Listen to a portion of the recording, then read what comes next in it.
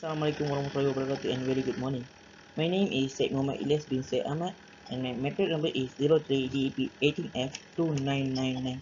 Today I'm going to present about earthquake sensor. This is my content of the slide that we can see introduction, problem statement, objective, block diagram, plot chart, earthquake sensor and conclusion.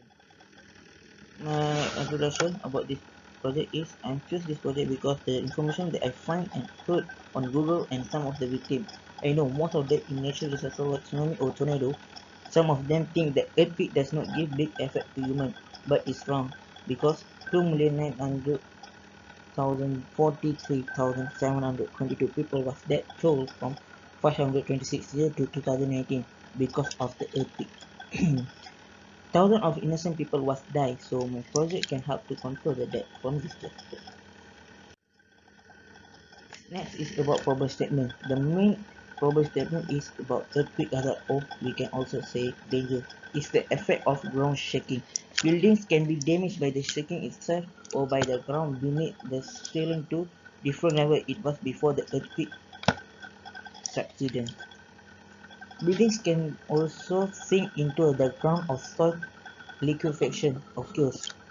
Liquefaction is a mixing of sand or soil and groundwater during the shaking of moderate or strong earthquake.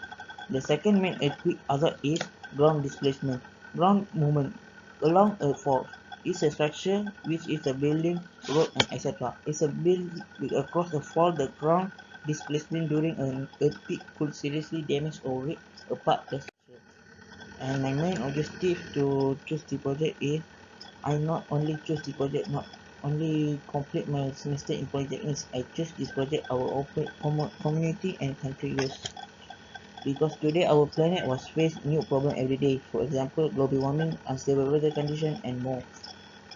We don't know in upcoming years our country will be faced disaster like earthquake. So my project can help to change the life. My project can help people to live fearless, which live at tall buildings, especially for people who live at mountainside. To make a device compact, cheap and error-free because the earthquake is a very big event in this area may cause very big loss. This is the block diagram and this is my flowchart. This is my coding that I use for my sensor, earthquake sensor.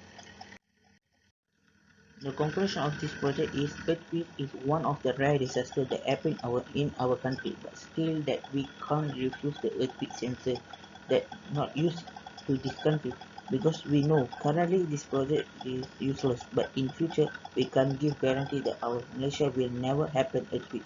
We all know that anytime anywhere can happen this disaster, so my project help the people to save their life. Also they can get knowledge about this disaster, so my project can help so many ways to people. I hope you all can understand my project. Thank you. Sekarang kita akan tengok demonstrasi dan instruction manual untuk projek saya.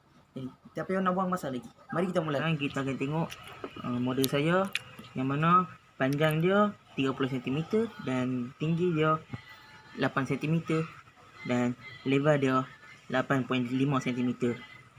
Material yang saya gunakan untuk projek saya ialah plastik yang mana kualiti dia sangat bagus dan boleh tahan rasak. Keistimewaan produk ataupun plastik ini ialah dia boleh mengelak ke pengaliran elektrik.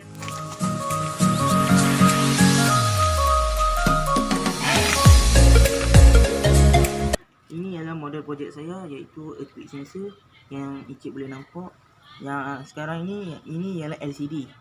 Dalam ni kita boleh tengok output daripada ADSL335 iaitu accelerometer saya menghantar reading itu kepada LCD dan kita boleh tengok reading dia. Lepas itu sebagai output daripada reading itu, apabila reading itu tinggi, kita dapat tengok buzzer berbunyi dan dalam box ini kita boleh nampak LED akan menyala.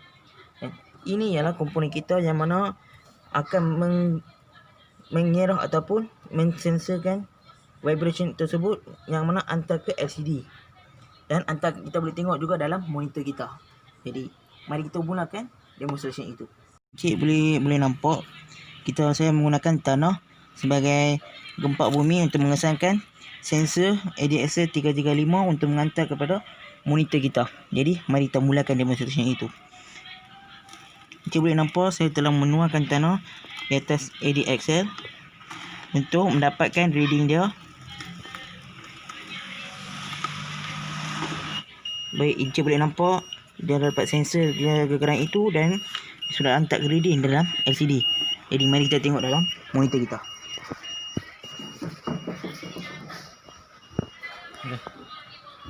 Okey, Encik boleh nampak reading dia dekat sini yang mana X, Y dan Z.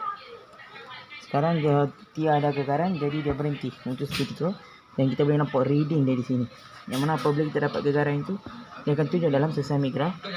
Yang mana X, Y, yang hijau ini ialah Y, yang merah ini ialah Z dan biru ini X. Apabila reading dah tinggi, dia akan naikkan, dia tunjuk ke arah mana. Yang mana negatif ataupun positif.